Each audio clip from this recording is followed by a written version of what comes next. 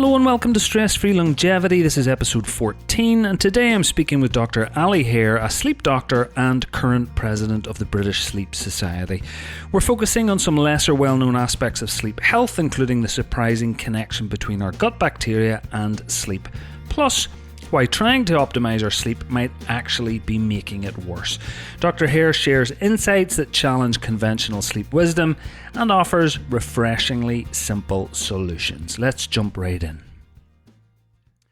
So we have had a couple of wonderful talks from Russell Foster and Colin Espy, who you know very, very well. So this episode is touching on some more kind of special circumstances around sleep. And I think we'll just jump right in if that's okay. So the first is the microbiome, a very popular topic, but I wasn't really aware of its relationship to sleep. So for those unfamiliar, would you mind explaining what the microbiome is and how it connects to our sleep patterns? Yeah, so usually when we talk about the microbiome, what we're actually referring to is the trillions of microorganisms that live in our gut. And there's over 1,000 species of bacteria, there's viruses, there's fungi, there's parasites. And the gut microbiome sort of encapsulates not only those microorganisms, but also the metabolites, the things they produce, their genetic material, and the environmental conditions in which they live. And so everybody's gut microbiome is unique. And from birth all the way through the lifespan, your microbiome experiences changes, and these changes can significantly impact on our health. So babies inherit their first gut microbes when they're delivered through the vagina or through breastfeeding.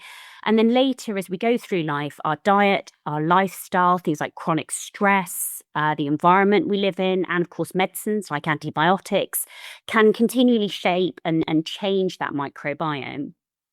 And the important thing is that these microorganisms that live in our guts have a relationship that's a sort of what we call symbiotic. So it works backwards and forwards with us, and we're sort of known as the host for those microbacterium. So we both benefit from the relationship. So for the organisms, they live in our gut, so we provide them with a home, with food, with shelter.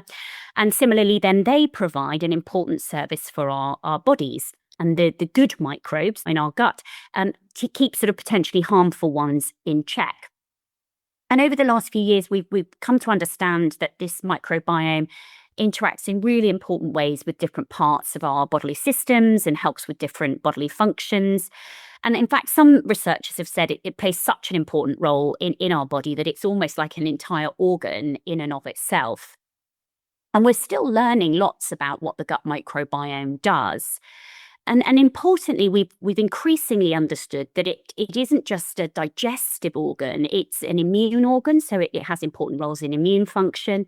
And it's been described as a second brain, so it affects our brain function.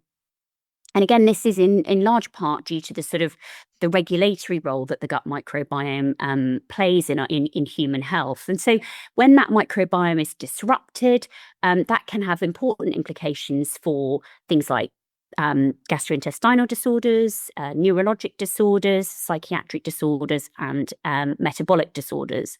And from my perspective, we're increasingly understanding that the microbiome is important in sort of the neural mechanisms of both sleep and wakefulness. Because the ways in which our sleep-wake cycle is regulated is it relates not only to the central system, but is also affected by signals from peripheral tissues. And so increasingly we think that the gut microbiome is important in maintaining normal sleep physiology, and that abnormal sleep patterns can both affect the composition, the diversity, and the function of the gut microbiome, and that similarly disruptions to the gut microbiome can impact on sleep. So we know, for example, that sleep fragmentation, short sleep duration are associated with changes in the microbiome, and the products of the species that live in the gut, these bacterial species, for example, can create fatigue, can create tiredness. So we increasingly understand that it's a sort of bidirectional relationship, that sleep affects the microbiome and similarly the microbiome can affect sleep. So what sort of new discoveries have researchers made about this gut-brain sleep connection? Yeah, so as you say, we increasingly understand that the gut and the brain are connected through what we're calling the gut microbiome brain axis. So that these gut microbiota, these organisms, can influence the brain both via immunoregulatory and neuroendocrine pathways. And so these microorganisms that live in our gut, they produce metabolites, they produce substances, and some of these substances can act like neurotransmitters and they can affect the nervous system. And really importantly, the production of these metabolites also occurs in a sort of cyclical fashion and is important then in regulating our own cycles, our own circadian rhythm and metabolism. And so, as I touched on earlier, as we increasingly understand the role of this gut brain microbiome axis, we're increasingly understanding that disrupted sleep can impact the gut microbiome. And although at the moment, I would say in terms of the research literature that there are some inconsistent results in exactly how that plays out, particularly in terms of exactly what happens to the composition or the diversity of the microbiome, it's certainly pretty clear that both chronic sleep deprivation and sleep disruption impact negatively on the gut microbiome. And probably what they're doing is decreasing the richness and the diversity of that microbiome. And one of the things that's been researched, which I think is really interesting, is around what we call circadian misalignment. So that would be things like shift working, for example. So where we're not sleeping and waking in a way that's aligned with the light and dark cycle. So we're diurnal creatures. We're designed to be awake in the light and asleep during the dark. And when we work in shift work, obviously that pattern is disrupted. And so increasingly we understand that because the gut microbiome also seems to have this circadian rhythm, this cyclical pattern, that when we're living in a way which is not in alignment with our circadian pattern, that can have really important negative impacts on the microbiome. And that may be one of the ways in which we see negative health impacts in individuals who are consistently working shifts. And similarly, we can see even perhaps in those who are not working shifts, but who have other abnormalities in terms of the regularity of their day and night cycle. So individuals who are eating irregularly at unusual times of day and night, this can also have a negative impact on the ways in which the gut microbiome functions. So there's this, again, sort of bi-directional relationship between the gut microbiome and circadian rhythm. So both the gut microbiome disruption and circadian rhythm disturbances can each affect one another reciprocally. So really, this research is relatively in its infancy, but we're increasingly understanding that the ways in which we sleep can affect the microbiome, and the ways in which the microbiome functions can affect the way in which we sleep. In terms of the direction of microbiome to sleep, what sort of things can we do to improve our microbiome? Are there specific foods or probiotics that can positively impact it and help to improve our sleep? Yeah, so we're definitely starting to understand sort of what potential therapeutic ways we can target our gut microbiome to improve sleep quality. And in particular, some pro and prebiotics seem to be beneficial for promoting sleep quality. And probably the most studied would be lactobacillus and bifidobacteria. And things like prebiotics, so that would be things like high fiber foods, seem to both improve microbiome diversity and may also have sort of sleep promoting effects. So we definitely know that nutrition, so the foods that we consume, has a significant impact on the gut microbiome. But that doesn't just include diet quality. It might also include things like meal timing and meal regularity. Again, going back to this idea of the circadian timing being really important. So things like earlier meal times seem to positively affect metabolic homeostasis. And then, similarly, we can see that a diet that's rich in things like healthy fats, so things like olive oil, for example, or omega-3s in fish oils, seem to positively influence the gut microbiome. And then, as I touched on, this idea of the prebiotic dietary fiber, particularly plant fiber, and things like polyphenols that occur naturally in plants, again seem to improve the diversity and the function of the gut microbiome. So really, it's about having a balanced diet. It's about having, wholesome meals. It's about eating regularly, and focusing on things like healthy fat, fiber, and plant polyphenols. And that would seem to not only maintain the healthy gut microbiome, but also potentially have some impacts on improving sleep quality. In terms of timing, you mentioned earlier meals. Give us just a little bit of an idea. What sort of a time frame would be Yeah, helpful? so I think really for me, probably the most important thing is more to do with regularity. So it's more to do with having, your main three meals at a similar sort of time of day. There is some evidence that later evening meals can disrupt sleep, and that's not necessarily only through interactions with the gut-brain microbiome axis, but also due to simple things like a bit of reflux or indigestion impacting on sleep quality. Um, the simple thing for me is to understand that when we're sleeping, we're not designed to be eating and digesting. We're designed to be resting, and there are a number of restorative functions going on that are not consistent with digestion and eating.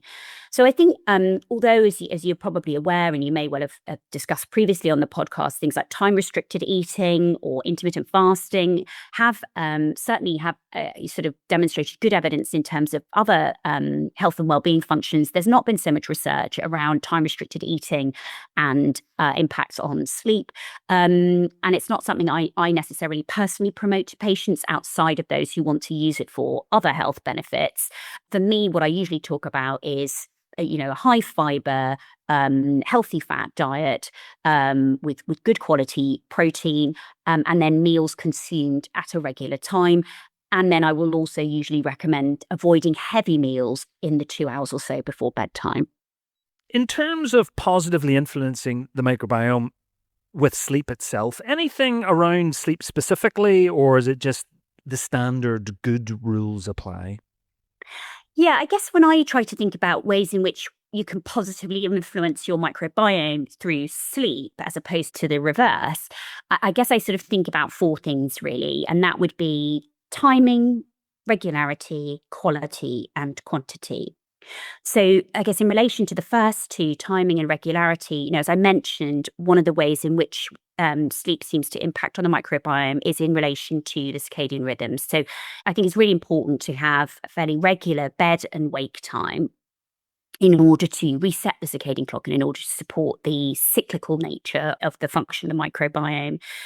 So as I touched on before, what we seem to understand increasingly is that when we disrupt that sleep-wake cycle, that does seem to have a negative impact on the microbiome. So a regular sleep-wake schedule is important. And then quality and quantity. So as I said before, what we know is that not only does sleep disruption, but insufficient sleep or sleep deprivation also negatively impact the microbiome. So by extension, having good quality sleep, so that's creating the conditions in which we can sleep well, and of course, seeking medical attention if there is something else going on that impacts on the quality of your sleep, and then sufficient sleep. And for most adults, that's somewhere between 7 and 9 hours sleep per night.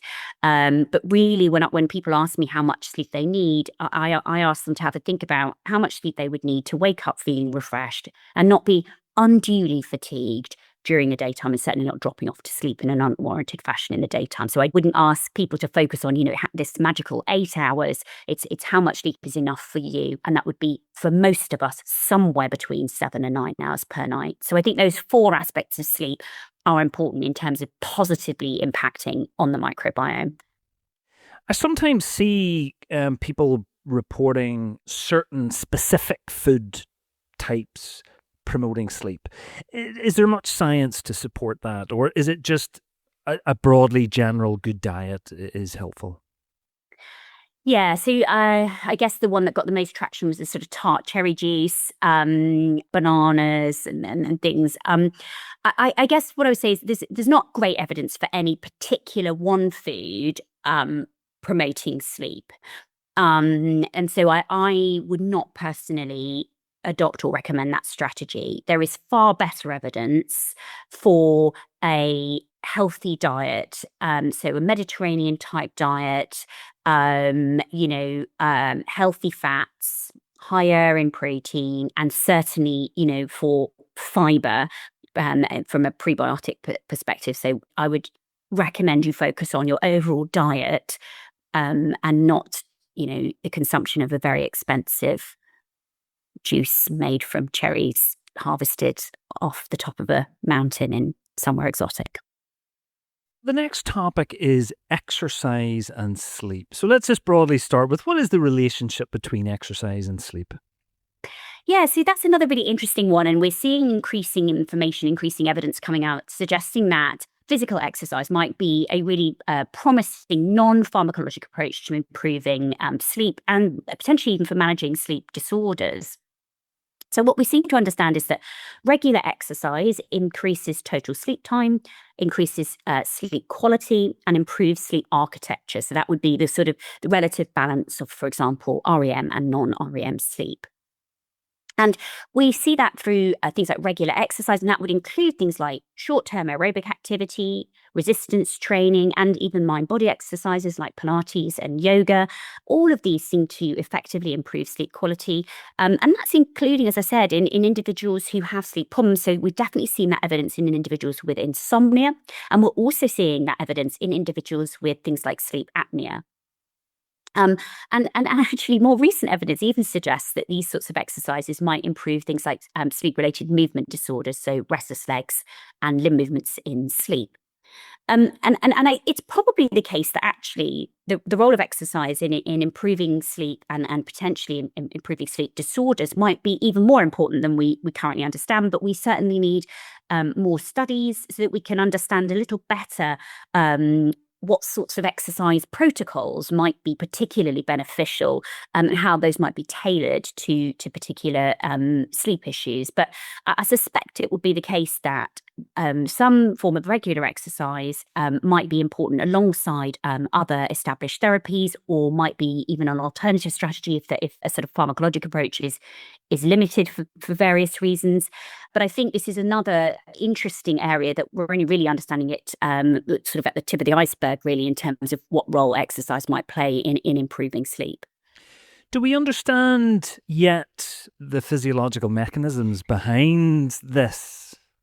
Yeah, so probably not fully. So as I said, there's not a huge amount of research yet in this area. If we think about this, so where there is a reasonable amount of research, for example, is in relation to exercise and improvements in individuals with insomnia. And at the moment, what we think is that there's probably several ways in which exercise improves sleep in those individuals. So obviously, as we know, regular exercise enhances general well-being. And that encompasses things like cardiovascular health, metabolic health, weight control. Exercise or physical activity generally also leads to physical fatigue, and that can facilitate sleep. Regular exercise has been shown in other research to reduce symptoms of anxiety and depression, and those are often comorbid with insomnia. And exercise also modulates sleep-related hormone secretion, like increasing melatonin, for example, reducing stress hormones like cortisol and insulin resistance. So it's probably acting through multiple pathways. Things like resistance exercise and aerobic exercise can produce weight loss, and that can also help with improving sleep. And resistance exercise in particular promotes secretion of growth hormone and lowers cortisol levels. And again, that may be part of the mechanism through which it improves sleep patterns. And then if we think about sort of what we call the mind-body exercises, so things like yoga, known to improve insomnia symptoms. That may be through a mechanism of reducing stress and anxiety. It may be in relation to relieving muscle tension, promoting regular breathing. And then returning to the gut microbiome story, some studies have shown changes in gut flora following exercise training. And so again, that may be a further pathway through which exercise can improve sleep. So probably lots of different sort of physiological mechanisms through which exercise can improve sleep. And is it primarily the short-term impact of sleep, like if I exercise that day, I'll sleep well that night, or is it more of the longer-term effect? Again, a bit of both, I think, the literature would suggest. So I think there are certainly some of those mechanisms. So, for example, the mechanism by which exercise might improve the gut microbiome and thereby improve sleep. We would see that in individuals who are exercising more regularly. things like, the mechanism by which sleep might be improved through reducing stress, anxiety, improving hormone profiles. Again, that might be for individuals who are undertaking exercise on a more regular basis. But, things like sort of relieving muscle tension and aiding relaxation, we might see that in a more sort of acute sense for an individual who's just done that form of exercise. Similarly, if it's working through a mechanism of inducing fatigue and thereby improving sleep, you could see that that could be achieved, with perhaps just one session.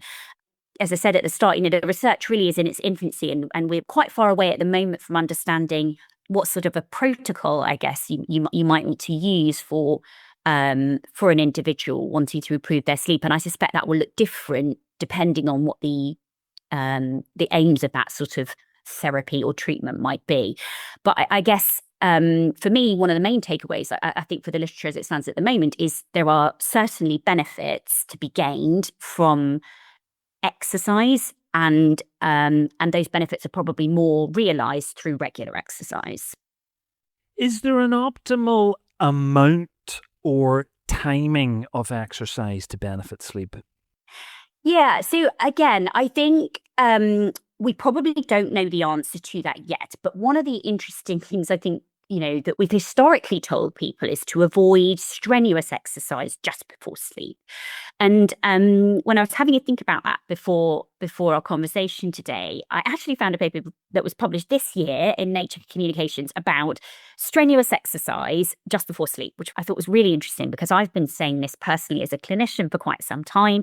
When individuals ask me about timing of exercise, I say, do it when you enjoy it, but probably don't do strenuous exercise just before bedtime. And so this study looked at nearly 15,000 individuals. Now, bear in mind, again, just for your listeners thinking about how to apply that to themselves, these were already physically active individuals, okay? And they got these individuals to wear a biometric study device for a year. And what they found was that if the individuals were doing their exercise later and it was higher strain, so it was sort of high intensity exercise, whether that be weight training or aerobic, higher intensity training later on, that did seem to delay sleep onset. So it did seem to increase the time taken to fall asleep. It did seem to be associated with shorter sleep duration, lower sleep quality.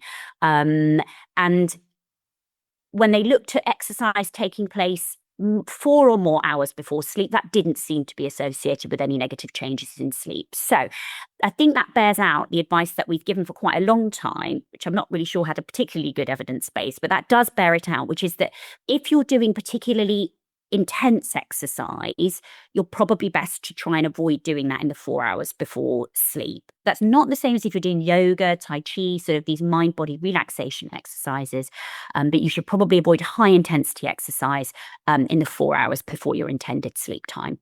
So I think that was just an important thing, and a very, very recent publication and quite a large amount of data for that study. Okay, then for someone who's currently sedentary, what would be a good kind of starting point, a good starting exercise routine specifically to improve sleep? So I think, again, it's about adapting the exercise to your preference and your needs. But, for those of you who are thinking, gosh, maybe I need to sort of start doing HIIT training 5 times a week or going to the gym and pumping iron, there's good quality evidence for Pilates, and there's good quality evidence for some resistance training and walking. And so it doesn't have to be, super strenuous Ironman type exercise training. You really can start with quite simple things and know that that is going to bring about benefits in terms of your sleep quality. So thank you very much. I was going to move on to some other kind of lifestyle factors.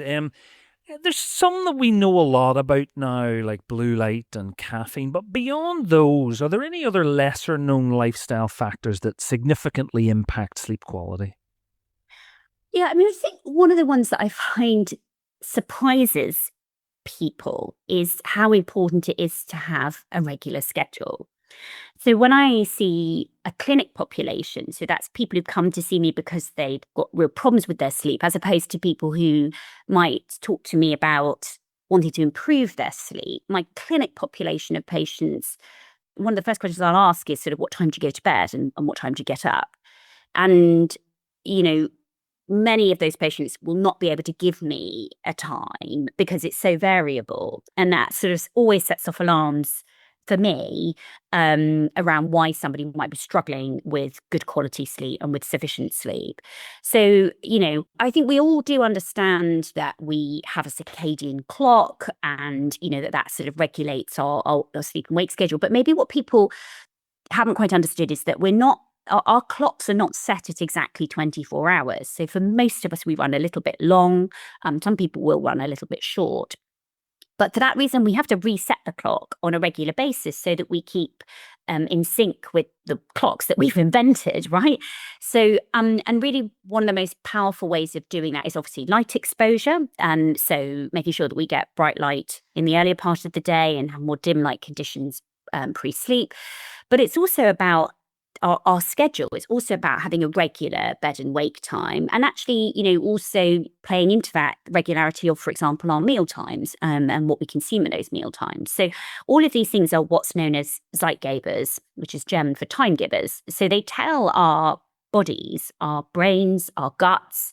We've got clocks in almost all of our cells, but these Zeitgebers, light exposure, timing of activities, food consumption, are what resets that clock so it stays in sync with our schedules. And so I think that's one of the things where I'll often have people come to me and say, cut out caffeine, I don't use screens before bedtime, but they can't give me a bedtime getting up time because it varies so much during the weeks.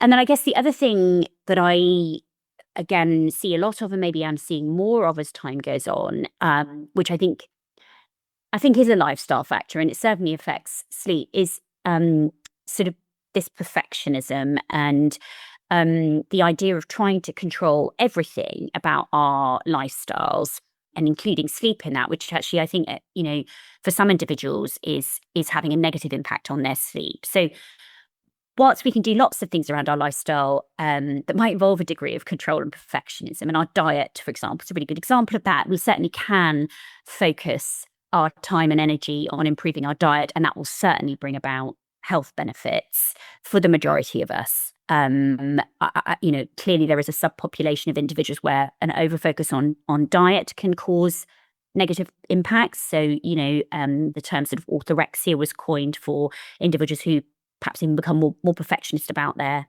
food choices. But sleep, I think, has unique issues when it comes to trying to control it, which is that it does not respond well to control or an attempt to control it.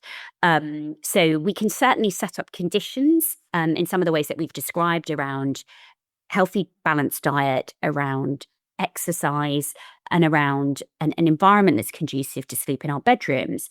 But trying to have the perfect night's sleep every single night, trying to focus on augmenting our REM sleep in some way, or, looking obsessively at data and trying to control and improve that, actually often for sleep ends up worsening the situation.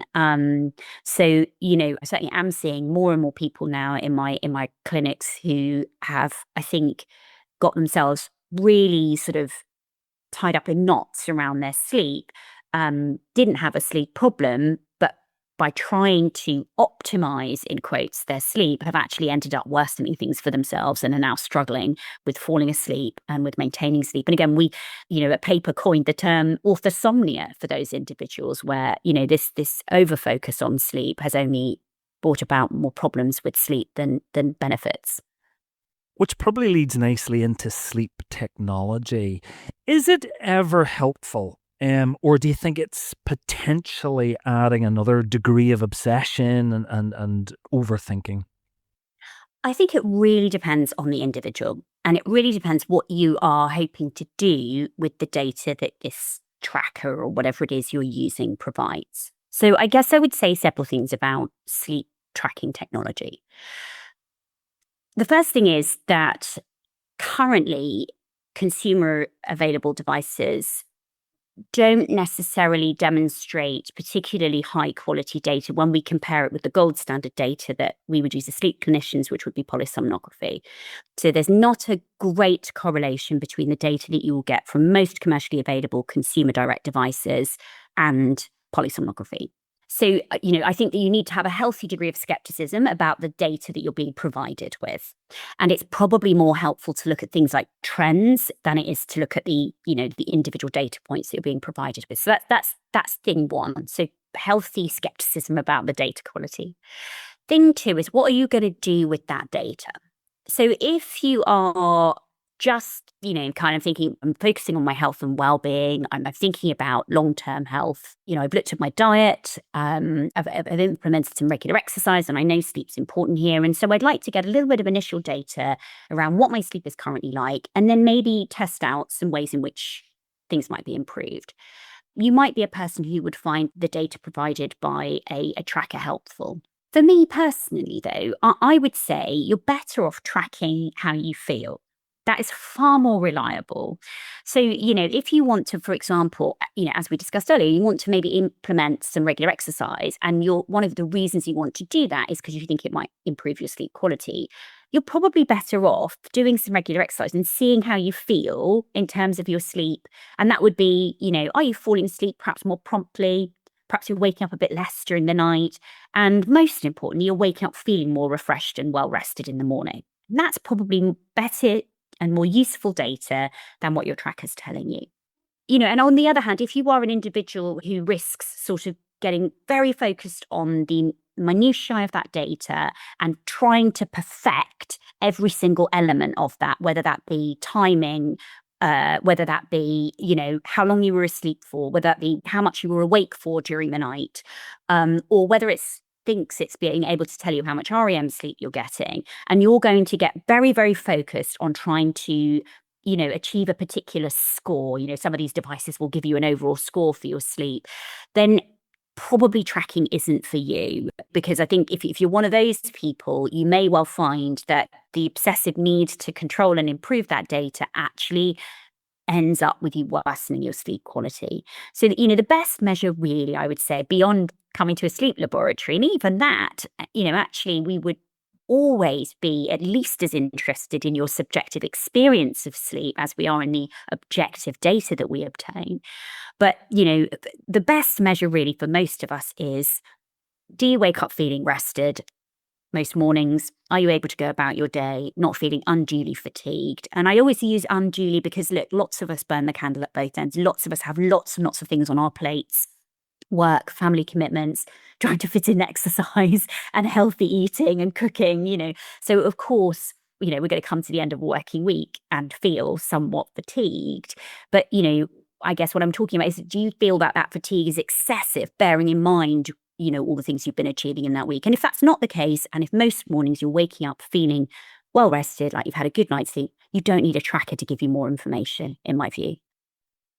It feels like there is a very close relationship between stress and sleep. Obviously, lack of sleep, has likely a huge impact on the stress axis. But in terms of, we all realize when we're very stressed, sleep is one of the first things to go. So it can be a very inhibitor of sleep, I guess. But we don't seem to talk a lot about it. Anything that you would like to say about, the importance of that, and maybe ways that we can manage that to help improve sleep?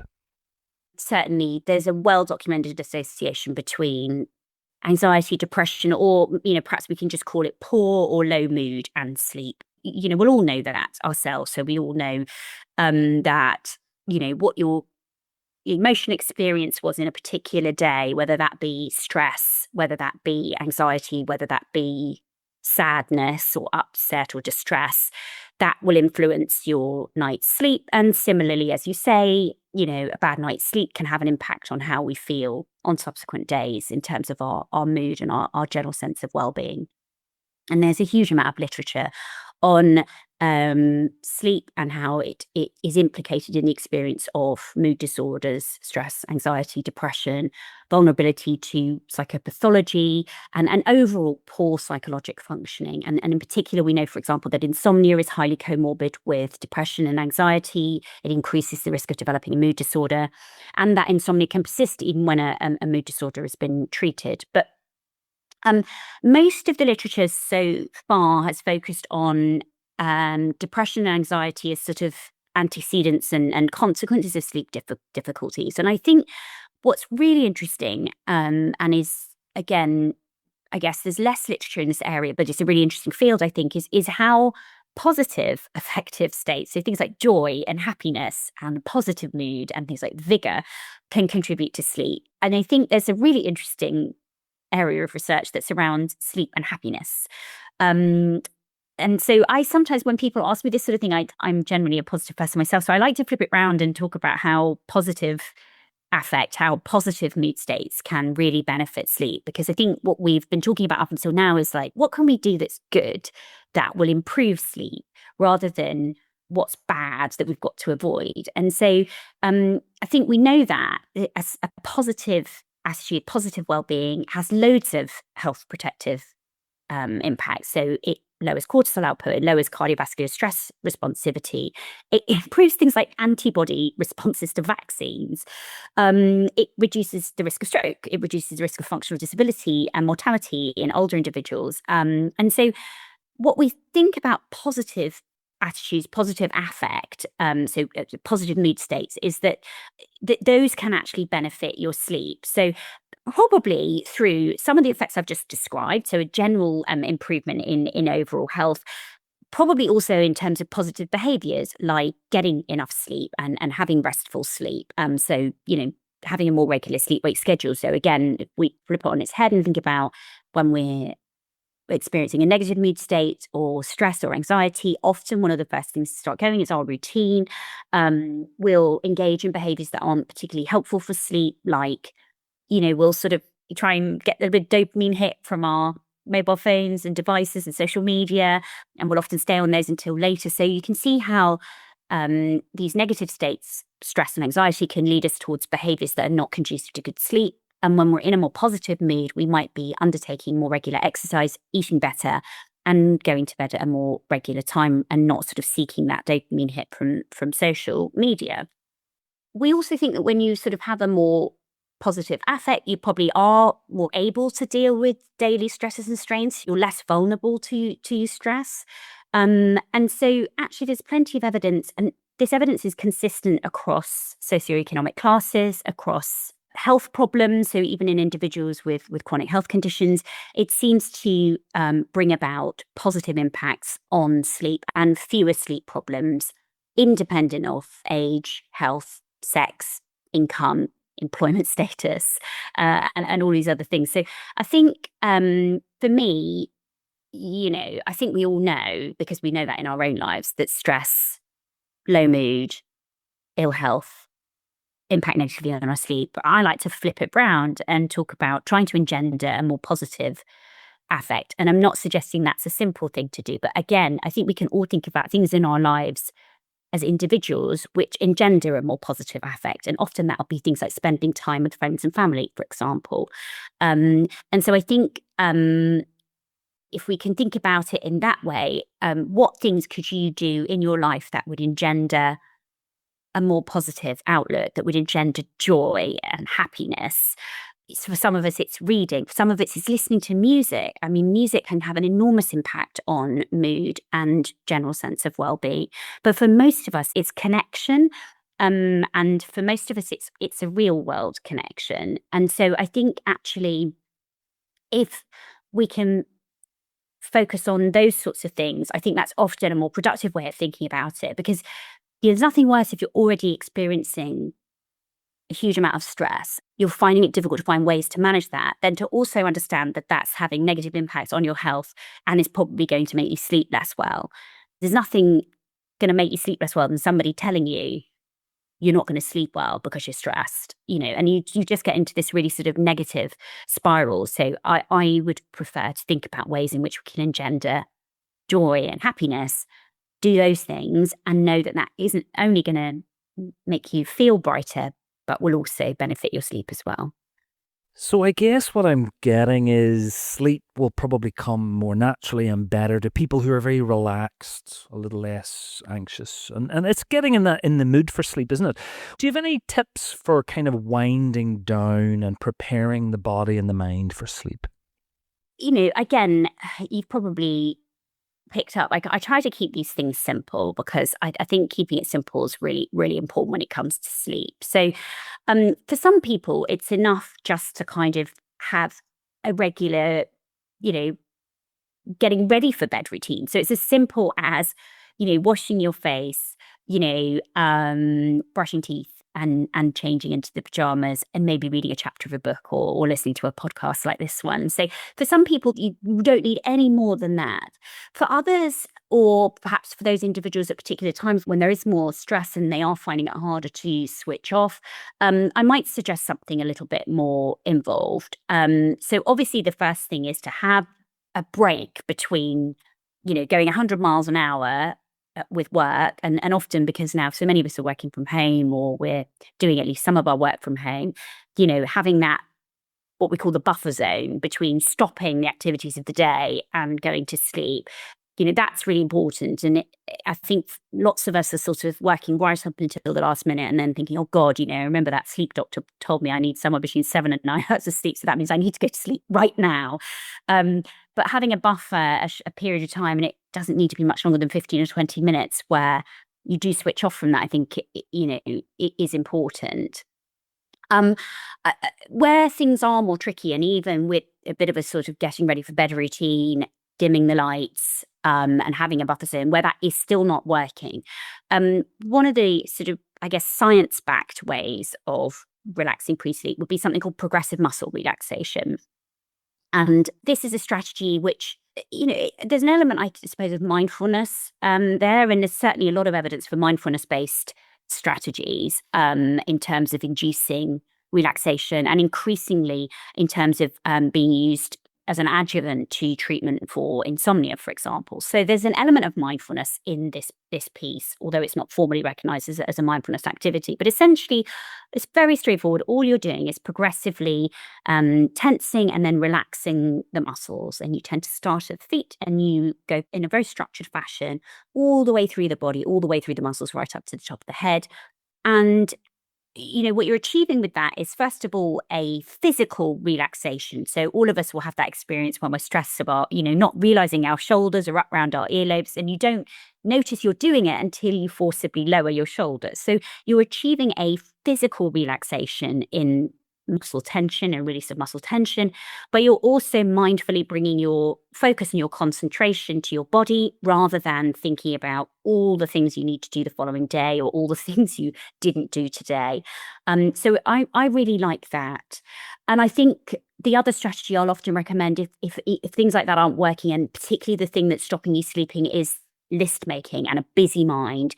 Again, in terms of an evidence-based strategy, I really like cognitive control and constructive worry. And we'll use this, for example, when we're treating individuals for insomnia with cognitive behavioral therapy for insomnia. But it is simply a way of organizing all of those thoughts that tend to start to come and intrude when we're trying to get to sleep. And there's some really good evidence that is helpful in terms of helping to switch off the busy mind. So I'll usually use one or other of those strategies depending on individual preference. So just as we finish off on lifestyle, there's a lot of things, and social media is just rammed with lots of new things, new ideas. Probably a bit overburdensome and probably not helpful, I would imagine. But anything you would particularly like to say on that, or anything you'd particularly like to debunk? I really don't think we need to overcomplicate it. I've probably said that repeatedly during this conversation, but I do think that is an important takeaway. It doesn't need to be, and it shouldn't be complicated. So I think anything that becomes, what I would call a prop for sleep, whereby you're developing this sense that you need this thing, whether it be a supplement or, a sound or a piece of equipment, that you need that in order to be able to sleep. We should try to avoid that because in most cases you shouldn't need, and you don't really need these props. There's a huge placebo effect with both, sort of supplements and devices for sleep. And most of them aren't really achieving anything other than making you feel that you need them in order to be able to sleep. I mean, the one I've seen most recently that I've been asked about repeatedly is sleep maxing, which was like a TikTok trend, or I think it still is a TikTok trend.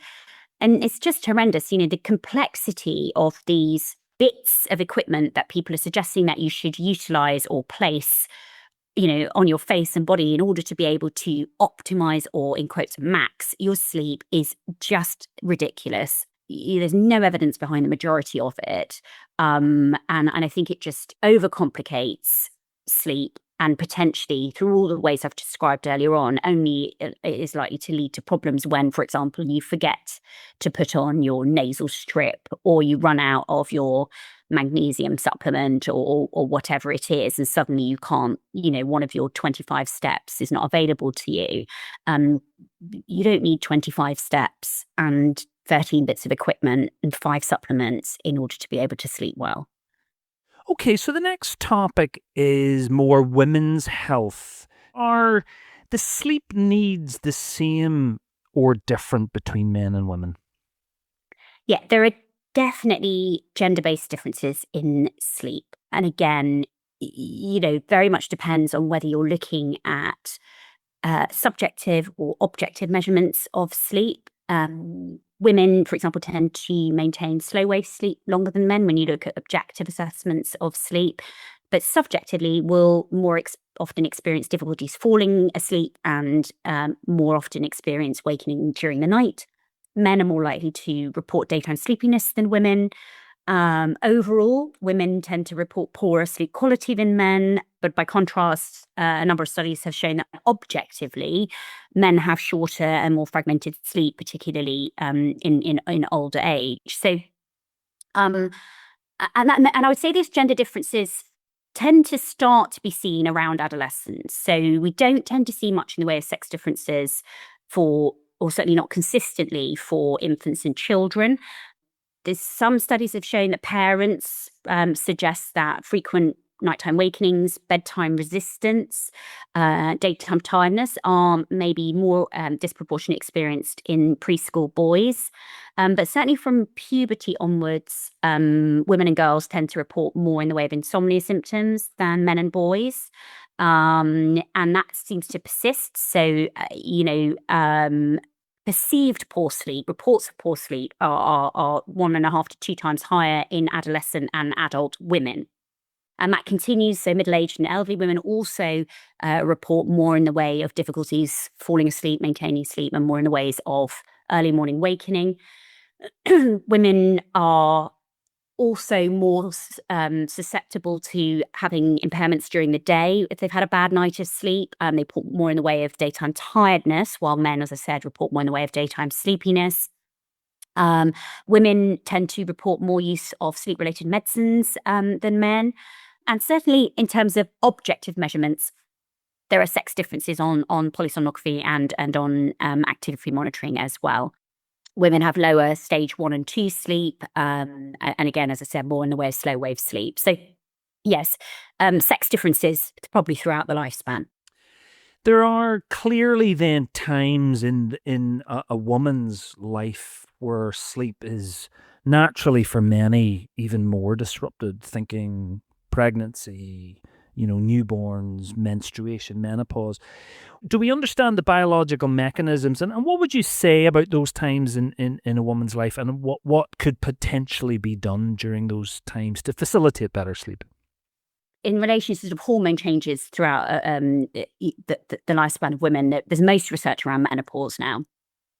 And definitely sleep disturbance is probably one of the most common and the most debilitating symptoms that women experience during the menopause transition, particularly frequent nighttime wakenings, increased time awake after falling asleep. And some of that probably relates to the decrease in estrogen, and in particular, things like the vasomotor changes, so the hot flashes, which occur in about 70% of women, are associated with sleep disturbance. But we also see changes in mood, we see anxiety and depression, and insomnia in around 60% of postmenopausal women. We also see increased rates of things like sleep apnea with advancing menopause stage. And of course, there are lots of other psychosocial factors around that time in a woman's life that can also impact on sleep. So it's a combination of factors. So yes, certainly changes in hormone levels, estradiol fluctuations, decline in estradiol, certainly the vasomotor symptoms, the hot flashes, and also the psychologic changes, as I touched on. And I think it's the interaction between those factors and the sort of neurobiology that controls reproduction, temperature regulation, and the sleep-wake cycle that are conspiring together to impact on sleep in the menopause transition. But we don't fully understand the ways in which all of those areas interact with one another. We think that FSH, for example, follicle stimulating hormone, might be associated with difficulties falling asleep. We think that perhaps serum estradiol levels might be associated with difficulties both staying asleep but also falling asleep. And we've seen in some studies looking at individuals who are premenopausal who've had their ovaries removed, so they have their estrogen withdrawn, that those individuals also will see sleep disturbance. So we sort of are increasingly understanding what role hormones might play in this, but still not fully understanding how that interacts with all the other changes that are going on at around that time for women. But I think the more we understand this, the better we will get at treating sleep disturbance in menopause. And there is certainly some evidence that things like progesterone supplementation specifically can be really helpful in improving sleep symptoms in the menopause. So a degree of understanding and getting better, but still quite a lot of research to be done, I think, around how we help with the 70 to 80% of women who experience sleep difficulties in the menopause. So if there is a woman listening who's maybe experiencing this right now, what would you recommend? Is there one size fits all, or what would you suggest that they do? The answer to that is no, there's not a one-size-fits-all solution, but, certainly there are solutions. So I think the most important message is it's not just something you have to accept. It's not just a part of the menopause that we just have to just endure until it's over. So there are well-evidenced strategies to treat some of the issues that might be disrupting sleep, and the choice of strategy will very much depend on what the predominant issue is impacting a particular individual's sleep. So, for example, hormone replacement therapy seems to be particularly helpful for women who have predominantly vasomotor symptoms, so hot flashes. Oral progesterones and particular formulations of those seem to improve sleep and improve the hot flashes. Antidepressants like SSRIs might be particularly helpful for individuals with hot flashes and depression, for example. And we know that cognitive behavioral therapy for insomnia is proven to be effective in peri- and postmenopausal women who have insomnia. There is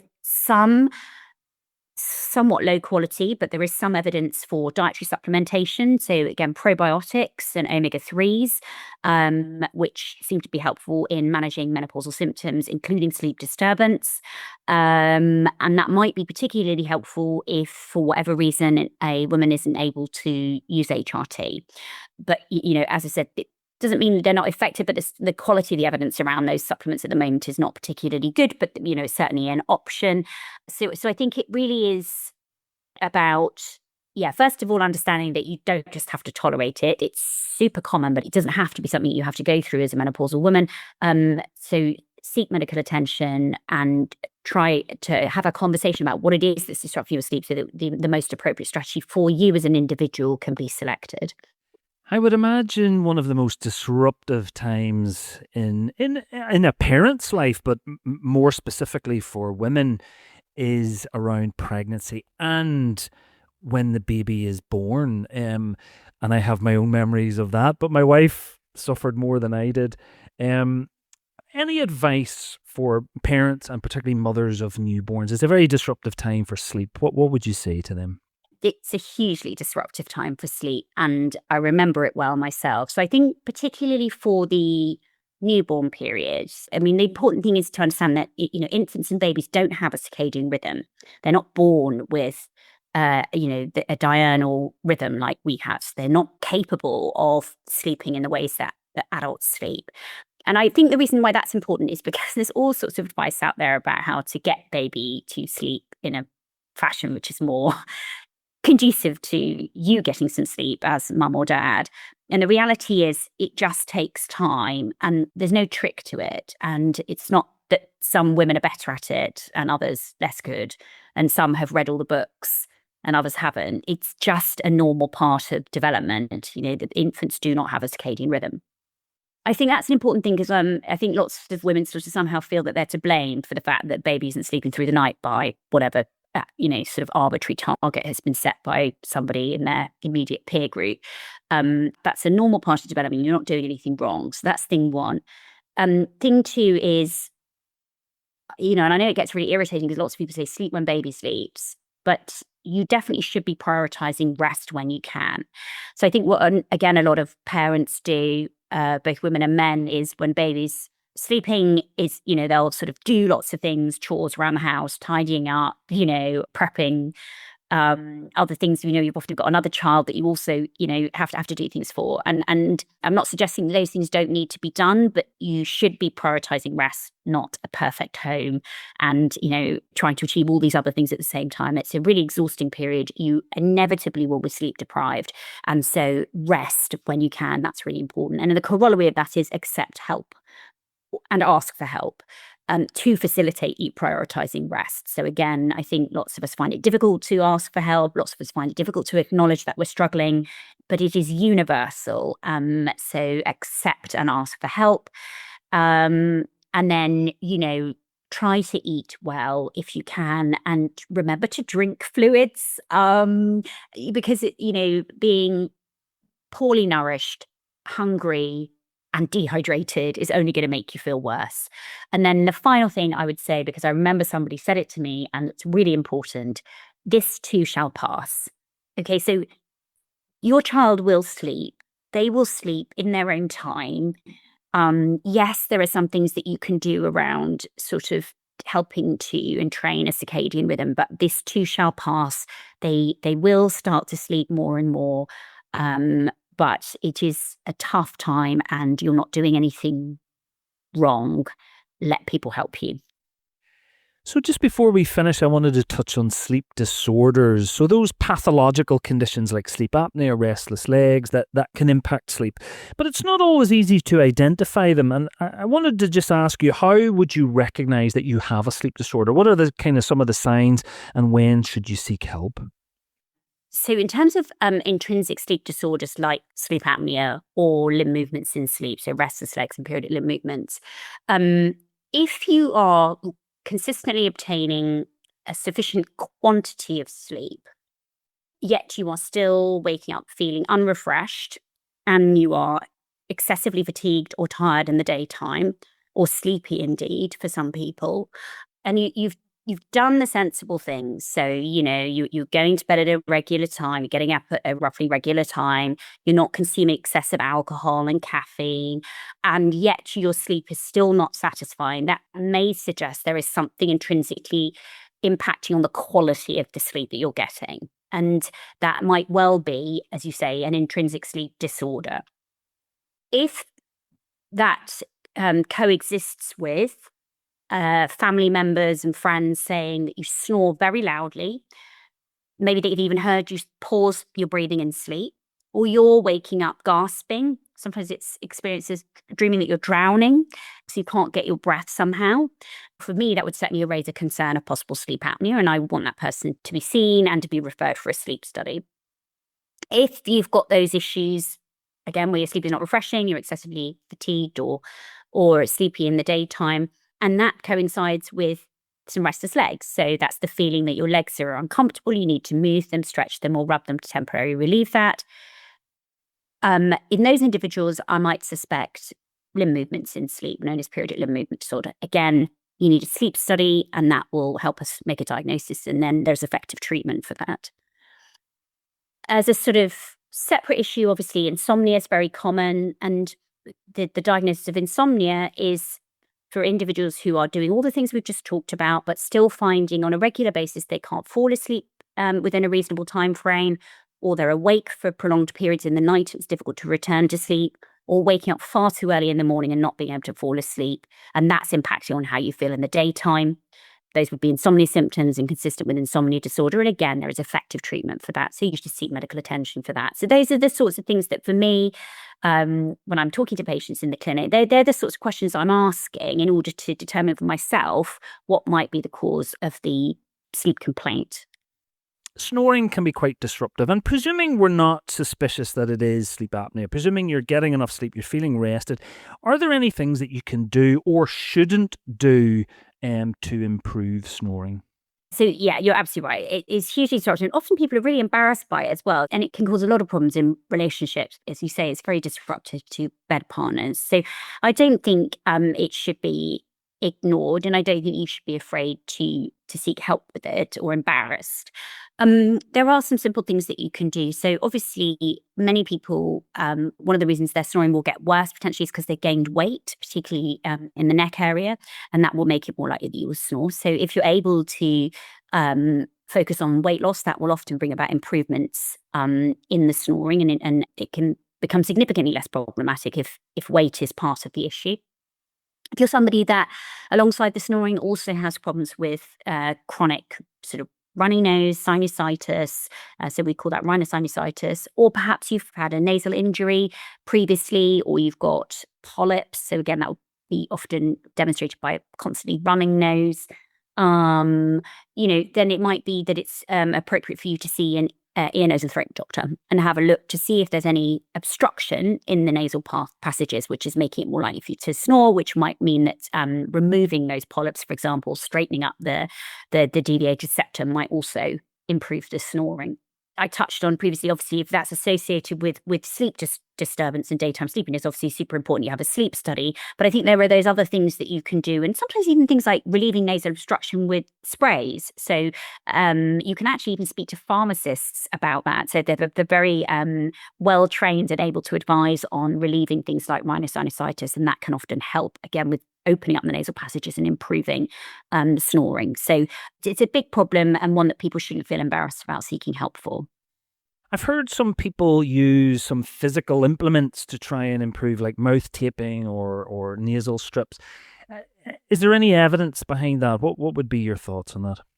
So yeah, mouth taping, I think, is a tricky one, and there's a few things to say about it. So there have been some very small, relatively poor quality studies suggesting that mouth taping might improve snoring. So, for example, just in terms of the quality of that data, one study had just 20 people in it. Okay, so we would not say that's a good quality study. Certainly, I would say that there's no evidence that mouth taping improves sleep quality. Maybe improves snoring, but certainly nothing to suggest it improves sleep quality. And in fact, there is no physiologic rationale why it would. So it certainly wouldn't recommend mouth taping to improve sleep. When you look at sort of the claims around mouth taping, and those claims increasingly extend to not just improving snoring, but to improving overall sleep. There are no controlled trials. The uncontrolled trials that exist contain very few patients. There's lots of pseudoscience that has no physiologic basis. And there's lots of stuff on TikTok. And most of the claims have not even been evaluated before. And I would certainly say that in individuals who have nasal obstruction, and certainly in those who may have undiagnosed or are known to have sleep apnea, mouth taping can worsen those things. So I would definitely not recommend it in those individuals. Those individuals should avoid mouth taping entirely. If you're looking for some sort of device to improve snoring, the best evidence is for what's called a mandibular advancement device. So this is a mouth guard worn in the night that gently pulls the lower jaw and the tongue forward in sleep, which opens up the space at the back of the throat, and those can be effective at improving snoring. We generally recommend individuals use a semi-customizable device rather than the cheaper boil and bite devices. But dentists can also provide fully customizable devices as well. And those, I would say, if you're looking for some sort of physical device to help with snoring, that is where the evidence is, and those devices are effective. Dr. Allie Hare, we have covered quite a lot there. Thank you so much for your time. We usually give our speaker just one last chance just to leave the listeners with any final comments before we go. Yeah, I suppose if I was to give a sort of final comment, it would be, look, I think we all acknowledge, and I'm delighted that everybody acknowledges how central sleep is to physical and mental health and to well-being and to longevity. And it's definitely key and central in all of those areas. But I think the flip side of that is still keep it simple.